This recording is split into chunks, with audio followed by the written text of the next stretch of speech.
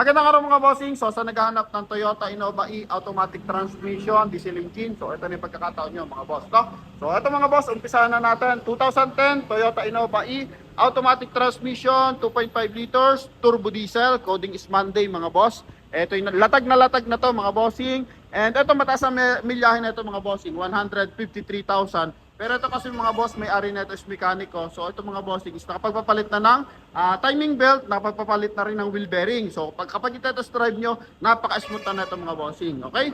So ito mga boss, napakalinaw ng kanyang mga headlight and yung kanyang body is naka-fully bapping na. Sasakyan mo na lang to mga bossing, no? Price na ito mga boss is 495,000 kasama dyan yung transfer of ownership mga boss. Kulay silver yung ating unit. Location natin is Imos, Cavite mga boss, no? Pakita natin sa kanyang side. So ito mga boss is naka 16 inches alloy mag wheels, naka 5 stud, then meron na rin siyang step board mga bossing, and meron siyang side mirror cover na chrome, meron din siya rim visor, meron siyang roof rail, and meron din siyang kasamang top load mga boss, no? Tinanggal lang yan kasi pati yung bubong binapping po yan, okay? So nakakabit din yung kanyang top load mga boss, no?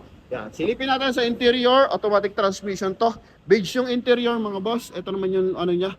Mileage niya 153,494, naka 2 din audio system. Sobrang lamig ng aircon mga boss, no? And ito mga bossing, may Cooldoray na seat cover. Yan, naka power window, syempre. Napakagara, meron ng step board mga boss.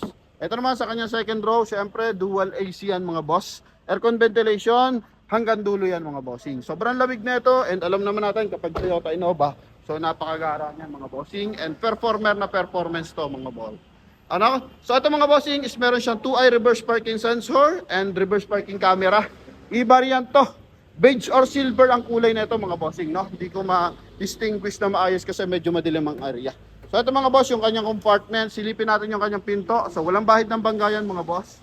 Okay, highly recommended tong unit ito mga bossing, no? Yan, okay? So ito naman yung kanyang sa babang side, rear area mga boss. Okay, so ito mga bossing, yung ating third row or luggage compartment, if ever nagagamitin natin as luggage compartment. So ganyan siya kaluwag mga bossing. Yan, dito sa kabilang side naman, so ito po, nagtutubig talaga yung kanyang aircon sa sobrang lamig mga boss. Sa gulong mga bossing, 85% red light, so makapal pa to mga boss. Yan, okay. So, ito mga bossing, gagamitin nyo na lang. Suwabe-suwabe yung manakbo mga boss. Na-test drive na rin natin to mga bossing, no? Yan. So, ito. Gray pala yung kanyang interior, hindi pala beige mga bossing. So, pasensya na kayo mga boss. Okay, ito yung kanyang front area. Silipin din natin yung kanyang engine bay, no? So, loob at labas, naka-ano na siya mga bossing, naka-detailing. So, silipin natin yung kanyang engine bay mga boss. Yan. So, sa mga interesado, alam niyo na kung saan tayo tatawagan, ano po? Yan, to tawag lang agad sa ating contact number na nasa screen. Connected yan ng Viber and WhatsApp mga boss. Okay, nakaangat na. Ito naman yung kanyang engine bay mga boss. Dito muna tayo sa kanyang hood. Yan mga boss yun. Okay, yan yung kanyang hood. Nailamusan ng bahagya yung unit, makikita mo naman yan mga boss yun. Para maging sariwa ulit mga boss, pero wala siyang bahid ng bangga mga boss, no? Okay, makikita mo yan sa mga framing kung may bangga yung ating unit. And ito yung ating makina, D4D na 2.5 liters turbo diesel mga boss. Makinis na makinis niyan, naka-Amaron battery pa yan mga boss. Hindi pa sulyap para sa ating Toyota Innova. Yan. So sa mga interesado, ito na ang pagkakataon nyo mga boss, no? Maunahan lang agad tumawag mga bossing nga kasi nag-iisang unit lang to mga bossing. 495,000, 2010 model, mileage 150,000. Pwede nyo i-test drive mga boss, no? Location natin, Imos, Cavite. Yan. So ang dami naghahanap sa atin ng Innova mga bossing. Ang bilis naman maubos mga boss. Tulad ng ating Fortuner na gasolina. So nakakuha pa nun mga boss is taga Isabela mga bossing. Okay, eto, sa Lupalop ng Pilipinas to mapupunta mga bossing.